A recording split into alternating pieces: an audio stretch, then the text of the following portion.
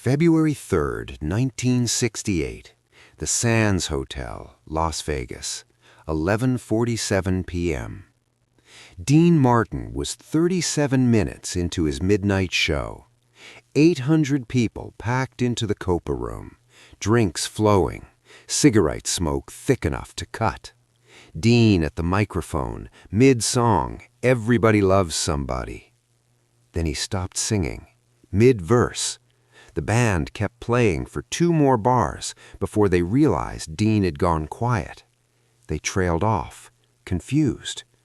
The audience thought it was part of the act. Dean always did unpredictable things. But Dean wasn't smiling. He was looking into the crowd.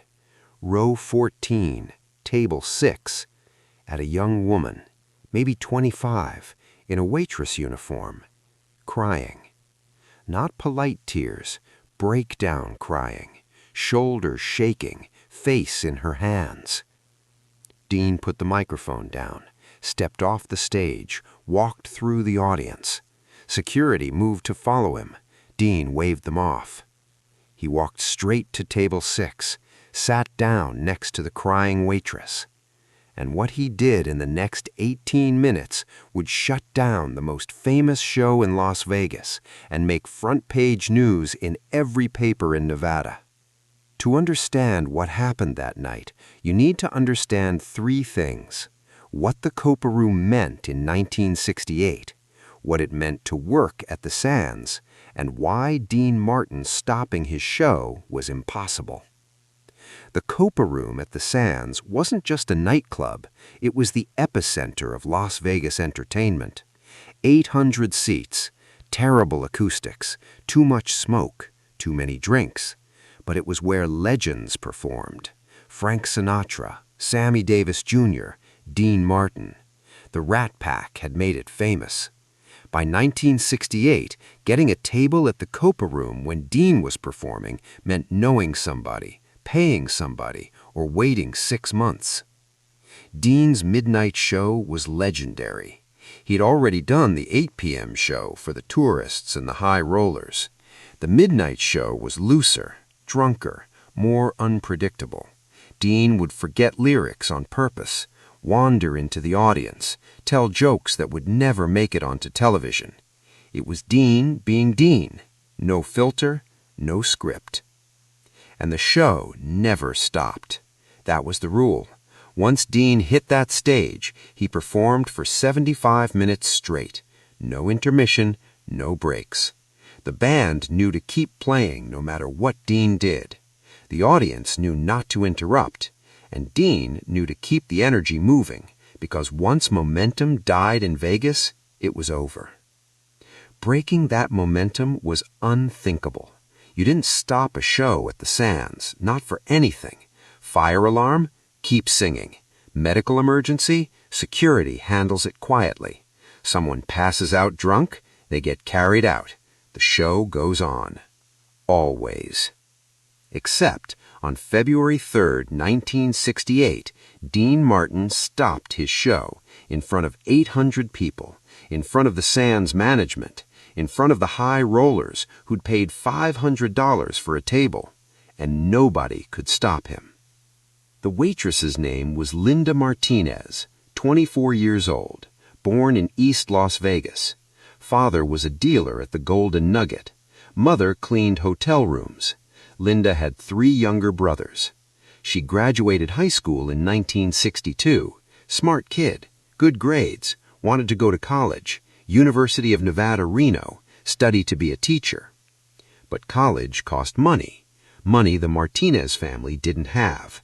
So Linda got a job, waitress at the Sands.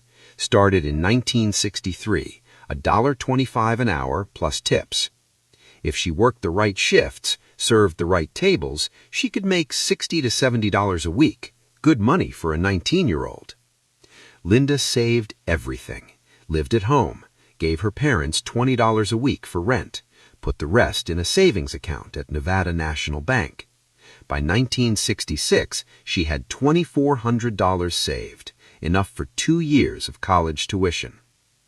She was going to start in fall 1967. Finally, 5 years of saving, of working doubles, of serving drunk tourists and pretending to laugh at their jokes, of dealing with grabby hands and crude comments.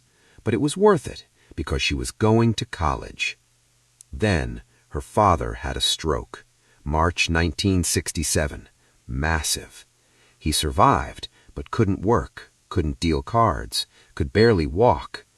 The Golden Nugget let him go, gave him 2 weeks severance and a handshake.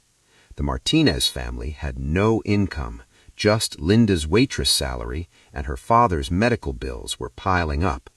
$3,200 for the hospital stay, $800 for medications, $400 for physical therapy. Linda made a choice. She withdrew her savings, all $2,400, paid the hospital, paid the medications, paid the physical therapy. Her college fund was gone, but her father was alive. She told herself she'd save again, start over. It would take longer, but she could do it. Then, in November 1967, her mother got sick, pneumonia, bad enough to hospitalize her, another $1,100 in medical bills. Linda worked every shift she could, doubled up on weekends, took tables nobody else wanted, saved $800 by January 1968.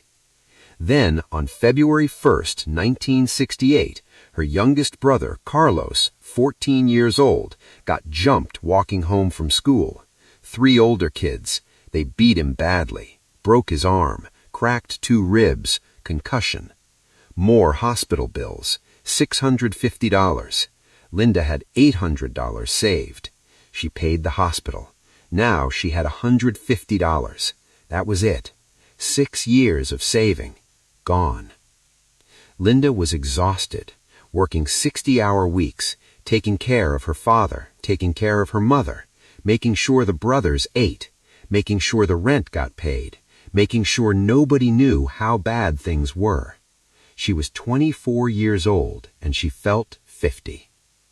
On February 3rd, 1968, Linda was working the midnight shift at the Copa Room, Dean Martin's second show. She didn't want to be there. She wanted to be home, sleeping. But this shift paid time and a half because of the late hour, and she needed every dollar. The Copa Room was packed. Dean was on stage, singing, drinking, making the audience laugh. Linda was carrying drinks, whiskey sours, martinis, the usual. She was serving table 14, 4 men from Los Angeles, businessmen, loud, demanding. They'd already sent back 2 rounds of drinks because they weren't strong enough. They'd already made 3 inappropriate comments to Linda. She smiled through all of it. That was the job. Dean was singing Everybody Loves Somebody, the song that made him a star, the one everyone wanted to hear. Linda set down the drinks at table 14. One of the men grabbed her wrist. "Hey, sweetheart, you come with the drinks?" Linda pulled her hand away. Professional smile. "Just the drinks, sir." The man laughed, grabbed her wrist again, harder this time. "Come on, honey, sit with us, have a drink." "I'm working, sir, please let go." "I'm a paying customer, I want you to sit down." Linda tried to pull away again. The man's grip was too strong. The other men at the table were laughing, thought it was funny. Something in Linda broke. Not from this man, from everything. From 6 years of smiling through insults, from 6 years of saving money only to watch it disappear, from 6 years of dreams getting smaller and smaller until they were gone.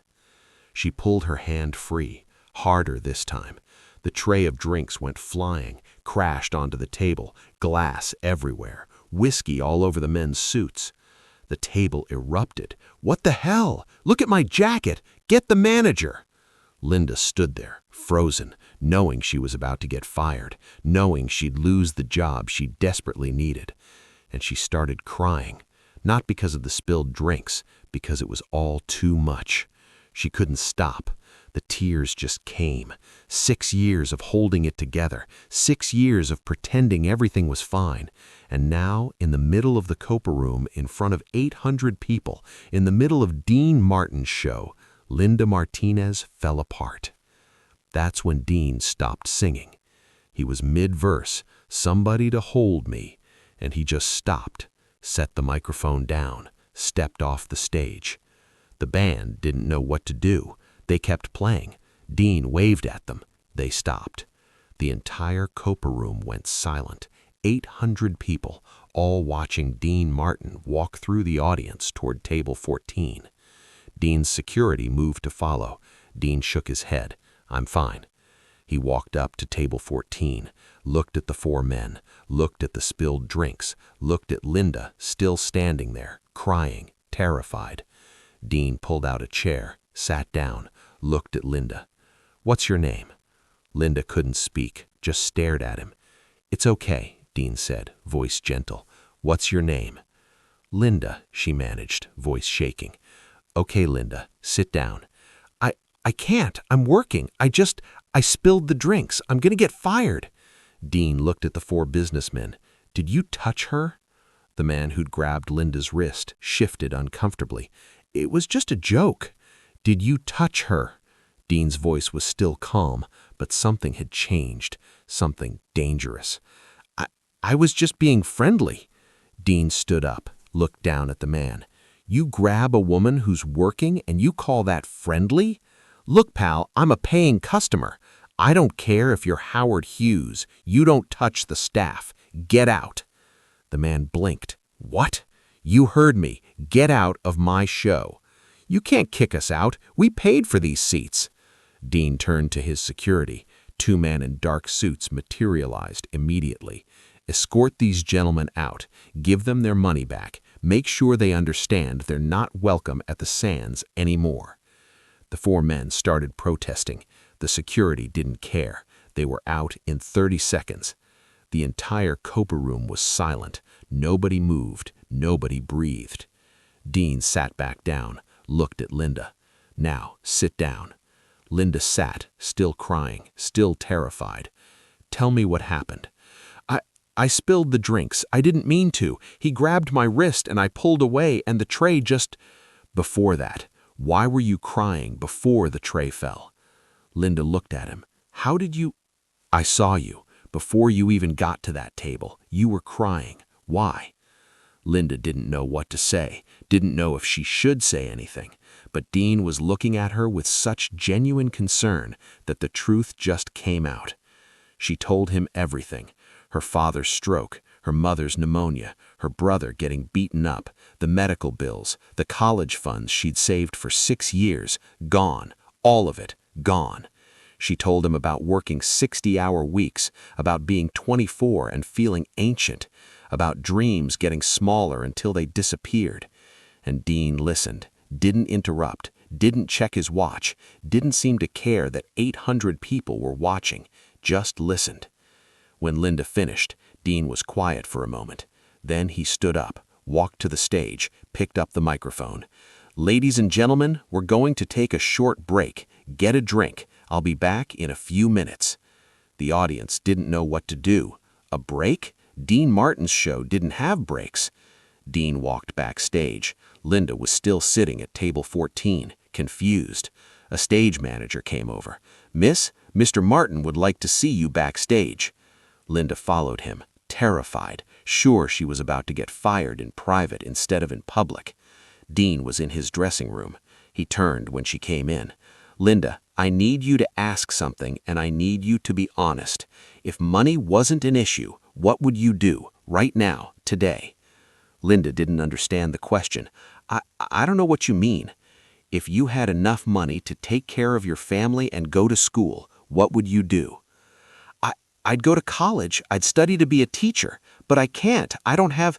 Dean held up his hand, pulled out his checkbook, started writing. Linda watched, confused. Dean finished writing, tore out the check, handed it to Linda. She looked at it. $10,000. Linda's hands started shaking. I can't take this." "Yes, you can. Mr. Martin, this is too much. I can't." "Linda, listen to me. You worked for 6 years to save money for college. You gave up your dream to take care of your family. That's not something you should have to choose, so you're not going to choose. This covers your college tuition, 4 years, and your family's bills for the next year. Take it." But why? You don't know me. You don't know me anything. Dean smiled. I was born in Steubenville, Ohio. My dad worked in a barber shop. We had nothing. When I wanted to be a singer, people told me I was crazy, told me to get a real job. But someone gave me a chance. Someone believed in me when I was just a kid with a dream. Now I'm in a position to do the same thing. So that's what I'm doing. Linda started crying again, but different tears this time. You're going to college, Dean said. You're going to be a teacher. And someday, when you have your own classroom, when you're helping kids learn, you're going to remember this moment. And maybe you'll help one of those kids the same way. That's how this works. People help people. Linda couldn't speak, just nodded. Dean walked her back through the Copa room. Everyone was watching. He brought her to the front, to the stage, grabbed the microphone. Ladies and gentlemen, this is Linda. She's been working here at the Sands for 6 years. She's been saving money for college, and starting next semester, she's going to be a student at the University of Nevada. Let's give her a round of applause. The Copa room erupted. 800 people standing, applauding, not for Dean, for Linda. Linda was sobbing now, overwhelmed, grateful, disbelieving. Dean hugged her, whispered, "You're going to be great. Now get out of here. You've got a future to start." Linda left, walked out of the Copa room, out of the Sands, got in her car, sat there for 20 minutes, just crying, looking at the check. $10,000. Her life had just changed. Dean went back to his show, picked up right where he'd left off. Everybody loves somebody, like nothing had happened. The audience went wild because they just witnessed something real, something human, in the middle of manufactured Vegas glamour. Linda Martinez enrolled at the University of Nevada, Reno in fall 1968, studied education, graduated in 1972, got a job teaching 3rd grade at Kit Carson Elementary in Las Vegas, taught there for 34 years. She never forgot what Dean Martin did. Every year on February 3rd, she'd tell her students the story about the night Dean Martin stopped his show, about kindness, about how one person can change a life. In 1995, Linda was named Nevada Teacher of the Year. During her acceptance speech, she told the Dean Martin story. "I'm standing here because a man I'd never met saw me crying and decided to help. He didn't have to. He was in the middle of a show. He could have ignored me, but he didn't. He stopped everything and asked what was wrong, and then he fixed it. That's what teachers do. We see students struggling and we help. Dean Martin taught me that, and I've spent 23 years trying to live up to that lesson." Dean Martin died on Christmas Day, 1995. Linda sent flowers to his funeral, white roses. The card said, "You changed my life. I tried to change others the way you changed mine. Thank you. Linda Martinez." The story of that night spread slowly, not in newspapers, not in magazines, but among the staff at the Sands, among the dealers and waitresses and bartenders, the people who worked 60-hour weeks for low pay and big dreams. They all knew what Dean had done, and they knew that in a town built on taking money from people, Dean had given it away. That's not what Vegas was about, but that's who Dean was. Years later, someone asked Jack Entratter, the president of the Sands, about that night. Dean stopped his show for 18 minutes, cost you money, upset the schedule. Were you angry? Entratter smiled. Angry? Hell no. That was the best 18 minutes that ever happened at the Sands. People talked about that night for years. They told their friends. They came back hoping to see Dean do something like that again. You can't buy that kind of loyalty. Dean understood something most entertainers don't. The show isn't just what happens on stage, it's everything. And that night, Dean gave those 800 people a story they'd tell for the rest of their lives. The lesson isn't about money. It's about seeing someone in pain and deciding to do something about it. Dean Martin was in the middle of his show. He could have ignored Linda, could have had security escort her out quietly, could have kept singing.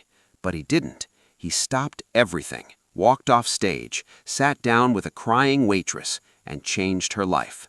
That's not a performance. That's character. That's using privilege and power to lift someone up. That's understanding that success means nothing if you're not helping others succeed. Linda Martinez retired from teaching in 2006. She'd taught over 800 students during her career. When they interviewed her for the local news, they asked what she was most proud of. Showing kids that kindness matters, that when you see someone struggling, you help. That's what Dean Martin taught me, and that's what I tried to teach them. Dean Martin stopped his show on February 3, 1968. For 18 minutes, the most famous nightclub in Las Vegas went silent because Dean saw a waitress crying and decided she mattered more than the schedule, more than the show, more than anything. And that waitress spent 34 years teaching kids, helping them, being for them what Dean had been for her. That's the power of one moment, one decision, one person choosing kindness over convenience. That's Dean Martin. Not the drunk character, not the Vegas showman, the man who stopped everything when someone needed help.